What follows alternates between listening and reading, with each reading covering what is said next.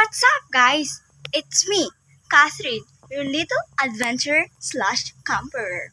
So today I plan to come outside our home, and then I want you to imagine that I am camping on another place and hear the key that I'm going to share to you kung ano yung place na pupuntahan natin at ano yung ma-expect doon. Sa place na pupuntahan natin, medyo masukal, maganda yun doon. Maraming mga wildflowers, wild animals na makikita doon. So, my tip for you is 3. First, don't litter. Huwag kayong magtapon kahit saan. Second, respect the wildlife na makikita natin. Third is do not leave trace. It means kung ano yung dinala natin, dadalihin natin siya pauwi. So, are you with me? If yes, let's go. Ito na guys, nandito na yung lahat ng mga gamit na kakailanganin natin for our camping. So, ang gagawin na lang natin, ipapasok natin siya sa bag ko and then i-ready natin yung iba na bibitbitin natin. So, meron tayo dito clothes, mga damit ko, para if ever na naman mabasa or kailangan ko magbihis, meron akong damit. This is good for 1 day only, so. And I have here the blanket. This is for my sleeping essentials, para makatulog kayo ng maayos doon. So, I don't really need na magdala ng pillow dahil hindi naman akong arte, sanay na ako pumunta. Sanay na ako na walang puno. And one of the important here are the cooking essentials. We have here the canned goods, the rice, and my utensils. So, for the rice, pagdating doon, makakainin ako. And so that's same as the canned goods. And additionally, sa cooking essentials, we have here yung pangluto natin, which is we call caldero. Ito tayo mangluluto.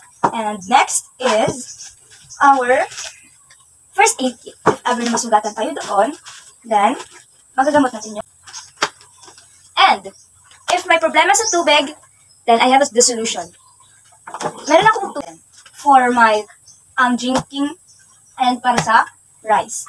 And I also have the tent, the most important thing here. So, para matulugan tayo. And before tayo pupunta sa camp natin, kailangan muna natin, of course, na maglagay ng sunscreen to protect our skin against the light.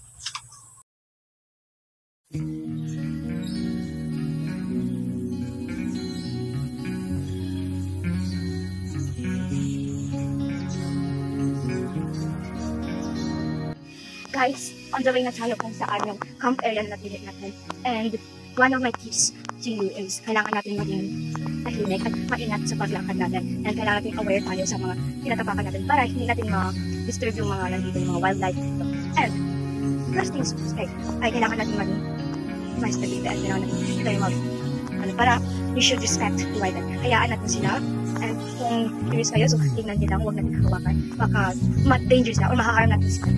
Guys, may nakita ako sobrang ganda. As in. Pero kailangan natin siyang hayaan. I will let you saw it para may nakumpulog na hayaan din sila. Ang gaganda nila, guys. For something here, may makita na tayo or ano, kailangan na natin talaga sila. Hayaan natin talaga natin sila. So balik, kung ano yung nakita natin dito, yun lang yun. Iiwan natin dito. At hindi natin yung pagmamayari sa kalikasan nyo. So let's go. Pipilip ko naman, guys, if ever na hindi nyo na kaya, if nag-breathing na kayo ng malalim masyado, and yung heart rate nyo grabe na, pwede kayo mag-stop, like yung ginawa ko dito, nag-stop ako kasi dahil din sa mga mabigat na nadala ko, so grabe yung pagod. Mag-stop muna tayo, and then if ever na, i-check natin yung heart rate natin ngayon, ang pang-normal na, go tayo na, bawat susunod. Tayong wildlife na spot, guys, color puti siya, so kailangan natin siya ng video, because we should respect the wildlife nga, diba? Maraming wildlife dito, guys. Kailangan natin magtahimik. So, yung breathing ko ay naging okay na. So, let's continue. Nakita ko na yung spot kung saan tayo maglalatag. So, ito yung spot kung saan tayo maglalatag. So, sasamahan niyo ako kung paano natin aayusin yung tent. Let's go. In this part, inilabas na natin yung cover ng tent upang mailatag na sa lupa.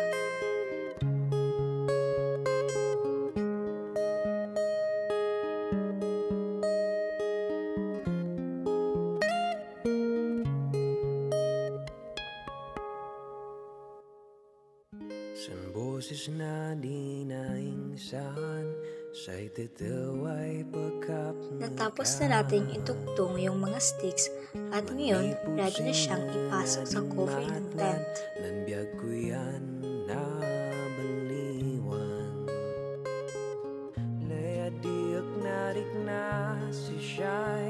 Dito na part, inilak na natin yung sticks and yung sa tent upang tatayo na ito. nasasaman ka daw, silaw lawag na. Tapos na tayong ipatayo yung tent natin. So, bale, ngayon, ang gagawin lang natin is maghanap tayo ng kahoy para sa gagawin natin na pagluluto mamaya. So, ngayon, dadalhin natin itong cutter if ever na need natin ng puputulin. And of course, dadalhin natin yung extra phone natin for the document and para mayroon din tayong memories dito sa camp na ginawa natin. And expect nyo na lang na dito is marami tayong mga wildlife na makikita, na ma-encounter tayo. And then, of course, marami din tayong lessons na ma-learn dito. So, samahan niyo tayo.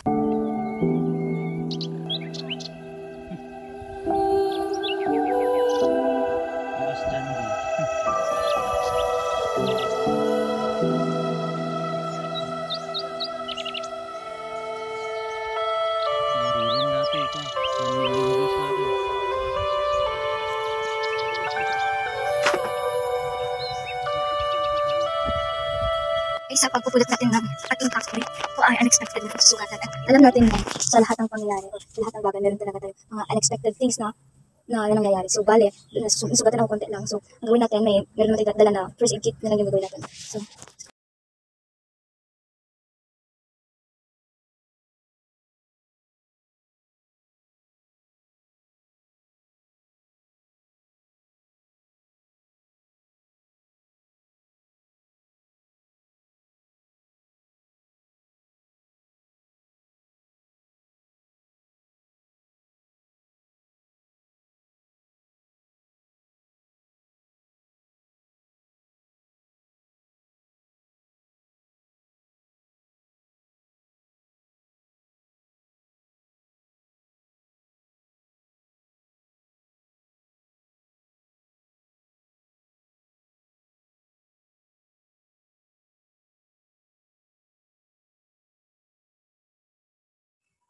This part, nagre-ready na tayo upang magpaapoy para tayo ay may ilaw at makaluto na.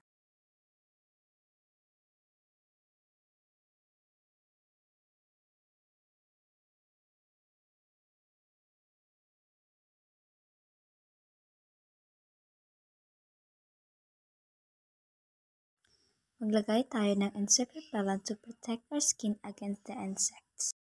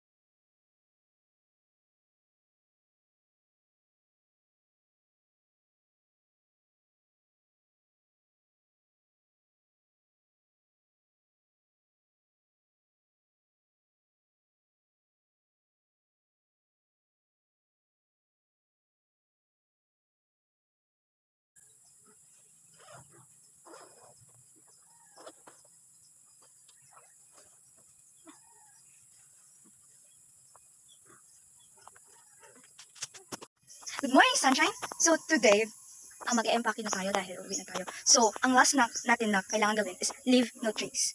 It means lahat ng gamit, lahat ng ginamit natin dito ay kailangan natin dalahin pa uwi or i-fix natin siya para wala tayong trace na maiiwan. So, samahan niyo ako. So, ang first natin na gagawin, kunin natin yung gamit natin sa loob.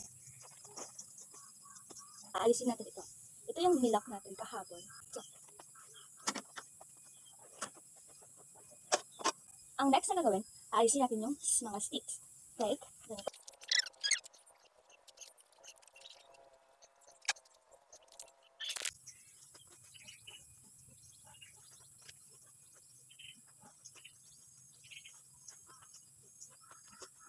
Okay guys, naalis ko na yung mga sticks and now, kailangan lang natin siya pag puputol-putulin like ganito.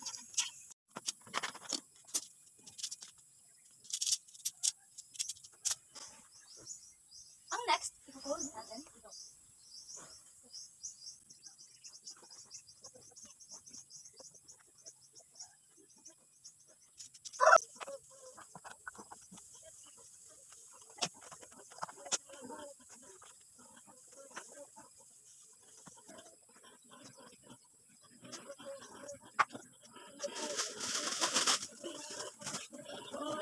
Empake na tayo, dahil sa